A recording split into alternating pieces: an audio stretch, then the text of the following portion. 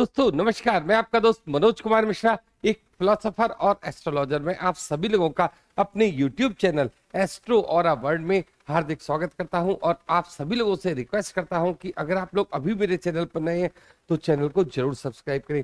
आज हम लोग बात करेंगे कुंभ लग्न वालों का ये सितंबर 2024 का महीना किस प्रकार की ऊर्जा लेकर आ रहा है। तो देखिए, सबसे पहला जो परिवर्तन है वो होगा बुध में। 5 सितंबर को बुध कर्क राशि से निकलकर सिंह राशि में आ जाएंगे। उसके बाद 24 तारीख को ये बुध सिंह राशि से निकलकर कन्या राशि में आ जाएंगे।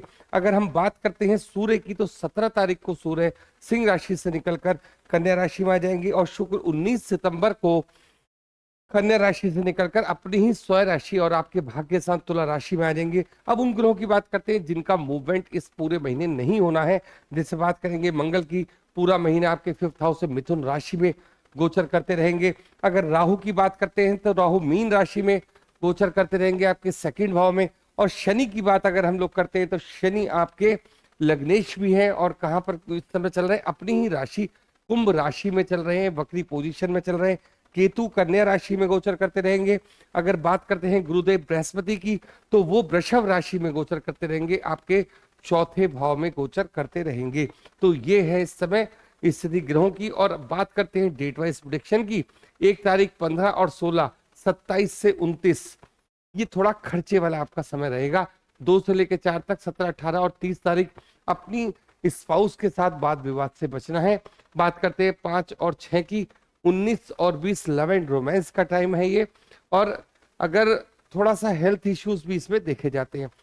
7 से लेके 14 और 21 से लेके 22 तक गुड टाइम है। 23 और 24 कोई नया व्हीकल खरीदना हो खरीद सकते हैं आप। अगर बात करते हैं 25 और 26 की, ये टाइम फॉर चिल्ड्रेन है। तो ये सारा डेट वाइज प्रेडिक्शन है। अब हम लोग बात करते हैं, देखिए अगर इस समय की स्थिति ये चल रही है तो सितंबर के महीने में ये जो ग्रहों की परिवर्तन है हमें किस प्रकार का परिणाम देगा। आप देखो कि शनि जो हमारे लग्नेश है वो कहां पर बैठे हैं, लग्न में बैठे हैं। लेकिन आप इस चीज को भी नोट करोगे कि सूर्य 7th हाउस से शनि के ऊपर एक दृष्टि संबंध बनाए हुए हैं। तो इस चीज को आपको जरूर समझना है कि 17 तारीख तक का जो ये टाइम रहेगा। देखिए, कुंभ लग्न का मतलब क्या है? कुंभ लग्न का मालिक अपनी ही लग्न में है, वक्री पोजीशन में चल रहा है। और मनन चिंतन, मतलब मैं किस वजह से पीछे हो गया, क्या ऐसे कारण से, इस चीज की फाइंडिंग चल रही है। लेकिन अब आप देखते हो कि सामने ही उनके पिता, मतलब सूर्य सामने उनको देख, इन दोनों के रिलेशन बहुत अच्छे नहीं होते हैं।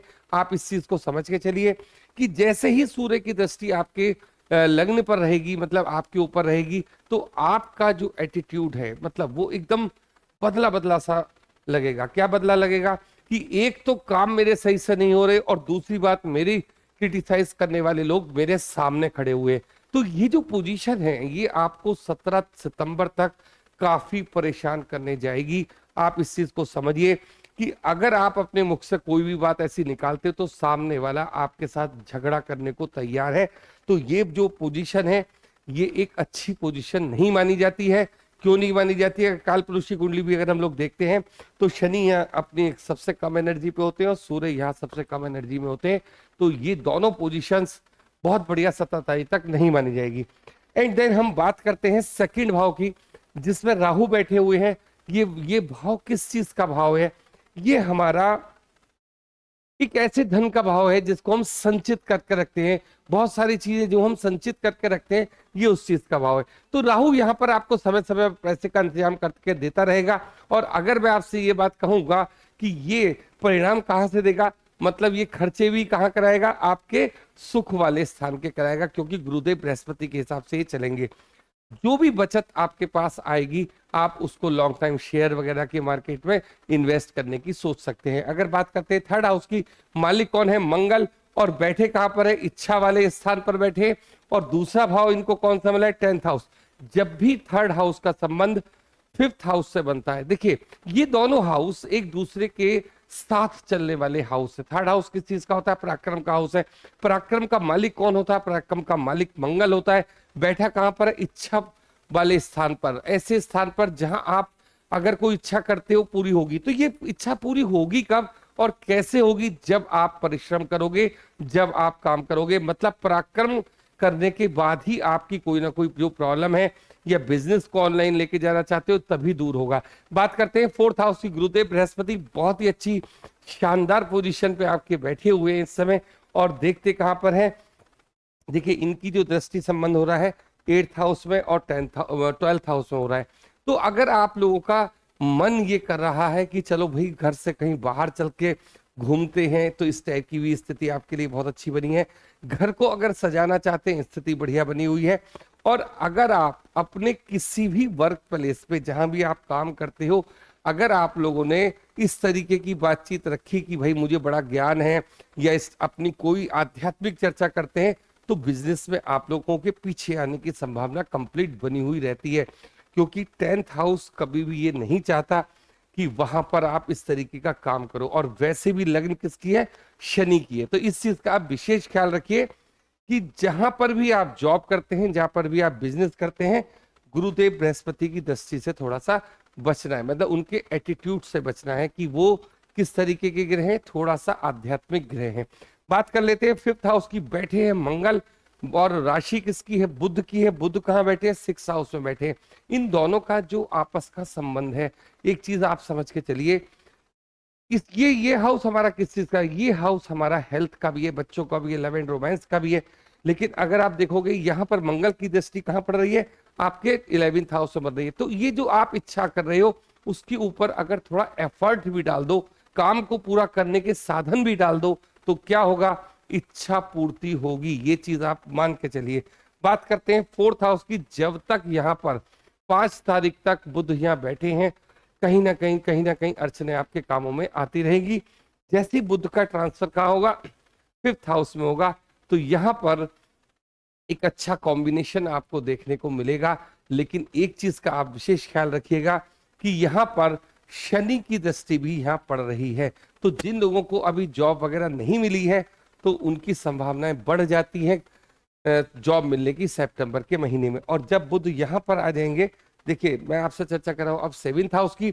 7th हाउस में बुध का और सूर्य का कॉम्बिनेशन आ जाएगा 5 तारीख को। इससे पहले जो ये एक संबंध बना हुआ है, ये एक विवाद वाला संबंध बना हुआ है। इसमें हमारा पार्टनर भी आता है, स्पाउस भी आती है, किसी के साथ भी झगड़ा उसके साथ भी हो सकता है, जो हमारे साथ बिजनेस में जुड़े हुए लोग हैं।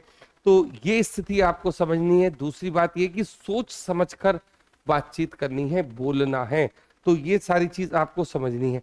बात करते हैं हम लोग 8th हाउस की। 8th हाउस की अगर चर्चा करते हैं, केतु और शुक्र का कॉम्बिनेशन यहाँ पर बना हुआ है। शुक्र देखिए मालिक कहाँ कहाँ के हैं? एक आपके 4th हाउस के मालिक हैं और एक आपके भाग्य के मालिक हैं। एफर्ट करना जरूरी है। 17 तारीख 19 तारीख तक ये जो पोजीशन बनी हुई है, वो आपसे सिर्फ ये कहती है कुछ ऐसे काम जिन पर अभी आपकी निगाह भी नहीं जा रही है, कुछ ऐसे एसेट्स जिनको आप ये समझ ही रहे कि ये एसेट में कन्वर्ट हो जाएंगे, उसके ऊपर थोड़ी सी आप मेहनत कीजिए, थोड़ी सी रिसर्च कीजिए, वहां से भी आपका पैसा आना शुरू हो जाएगा। 7th अगर हम लोग बात करते हैं 9th हाउस की, जो शुक्र का घर है, जब शुक्र 19 तारीख को यहाँ पे आते हैं, तब भाग्य में आपकी उन्नति होना शुरू होगी। देखिए 17 तारीख तक तो मैं आपसे लगातार ये कह रहा हूं कि जब तक सूर्य का यहाँ पर कॉम्बिनेशन बना हुआ है, वो स्थिति बहुत ज्यादा अच्छी नहीं मैं काउंट कर रहा हूं। वो उसके बाद जब सूर्य यहाँ आ जाएंगे और शुक्र यहाँ आ जाएंगे, एकदम से परिवर्तन आपको देखने को मिलेगा। तो भाग्य कब आपका जोर मारेगा? 19 तारीख के बाद। अगर हम लोग बात कर लेते हैं 10th हाउस की, मालिक है मंगल। पूरा का पूरा महीना मंगल हमारे 5th हाउस में ही गोचर करते रहेंगे। एफर्ट्स डालने हैं तब काम आपका होगा। बात करते हैं 11th हाउस की, मालिक हैं गुरुदेव बृहस्पति। देखिए बृहस्पति एक ऐसी स्थिति में आप लोगों की कुंडली में इस समय बैठे हैं कि बहुत ज्यादा पैसा देने का काम तो नहीं करेंगे, लेकिन अगर आप देखोगे कि मैंने आपको एक चीज बोली कि इनका जो दृष्टि संबंध जा रहा है, कहां पर जा रहा है? 8th हाउस में जा रहा है। किसी रिसर्च वर्क को अगर आप करना चाहते हैं, कुछ ऑकल्ट साइंस से जुड़ना चाहते हो, इन सारी चीजों में हेल्प करेंगे। विदेश जाना चाहते हो, इन सारी चीजों में आपकी हेल्प करेंगे। ये चीज आपको देखनी है। अब बात करते हैं 12th हाउस की, मालिक है शनि, बैठे कहां पर है? लग्न में। तो जो खर्च करेंगे आप स्वयं अपने ऊपर खर्च करेंगे। सबसे बड़ी बात यह है कि मेरे लिए ऐसी चीज हो, मेरे लिए ऐसी गाड़ी आए, मैं ऐसे वाले मकान में रहना चाहता हूँ, इस तरीके की बातचीत रहेगी। लेकिन इस समय 17 तारीख से पहले अगर आप इस तरीके के कोई डिसीजन लेते हैं तो थोड़ी सी दुविधा का सामना करना पड़ेगा। तो जिन लोगों की अभी मैरिज नहीं हुई है, पूरा महीना मैरिज का कोई संभावना नहीं दिख रही है, जिन लोगों को अगर अभी अब जॉब नहीं मिली है तो इस महीने जॉब मिलने की संभावना है। तो आज के लिए इतना ही। आप लोगों ने इतना समय दिया उसके लिए बहुत बहुत धन्यवाद। Thank you.